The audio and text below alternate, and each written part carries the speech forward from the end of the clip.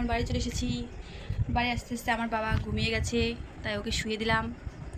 কী কী এনেছি তোমাদের সাথে এখন শেয়ার করবো।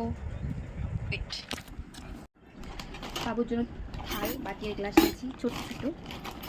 এই দেখো, একটা গ্লাস, চামচ, বাটি নিয়েছি।